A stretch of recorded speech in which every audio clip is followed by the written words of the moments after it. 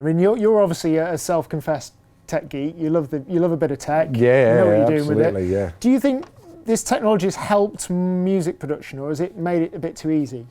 It's a tough question, I think. It's a tough question. When I started on tape machines. I had my first year and a half to 2 years in audio recording on tape machines. And you couldn't do as much stuff. I didn't have the outboard equipment to have auto-tuning, so people just had to sing things in tune. And, you know, I listen back to my own recordings from those times, and every now and again I wince at a note that I've sung or something. But in general, you had to work harder. You had to get it right. If it wasn't right, you couldn't go, oh, I'll compile that take with that take with that take and just do it. You had to play it.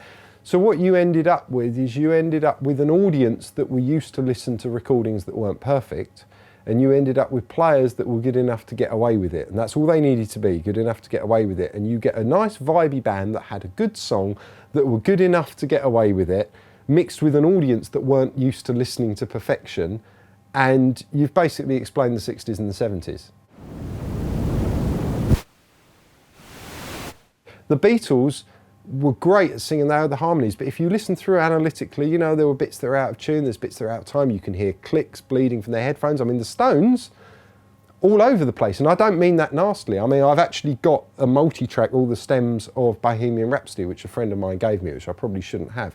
And there's mistakes in the playing of that, the individual guitar sounds, some of them aren't particularly nice, but you put them all together and it just kind of works, and you can't say why it works, it just works and it sounds vibey and the tempos are going up and down, and if you'd whack that into Pro Tools and try to even it all out and make it perfect, would Bohemian Rhapsody have sounded good? No, of course it wouldn't. It's yeah. There's a bit where Freddie's doing the "So you stop me and sit in my diddle diddle diddle," and he screams and he goes, "So you think you can love me and leave me to die?" And he's going ah, and his voice squeaks and it sounds awful. But there's 4 takes of those vocals, and when you put them all together, this one that almost distorts amongst the other 3 suddenly adds this life to the whole thing, and you can hear it on the single, but unless you've listened to the multi-track, you wouldn't know it's there. And it's one of those things that's a happy accident. It's a mistake that with modern engineering would probably get cut out. Saying that, the ability that to be able to record an endless amount of things and not have to run out of tape and be able to automate things and get down to the level where this is a great vocal take. Unfortunately, he sung those 2 notes out of tune. You know, are we really going to lose a great vocal take because of 2 notes? And you just tweak them into position. No one will ever know. And I'm against going through every single note and turning someone who blatantly can't sing into a singer. But I'm also against losing a really good vibey take because one snare drum's out of time or one note went slightly out of tune. I mean, you ruin music by... I had this guy once come into a studio with an acoustic. I'll show you this. I'll grab an acoustic for this. And he had this song that started off with 2 chords, and he'll know who he is if he ever watches this. I would say he's part of the reason that I stopped working in a studio.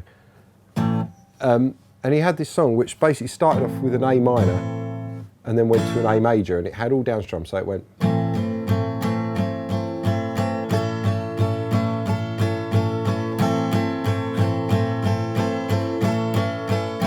Now, I make no criticism whatsoever of the part of the song. That's of no consequence to me.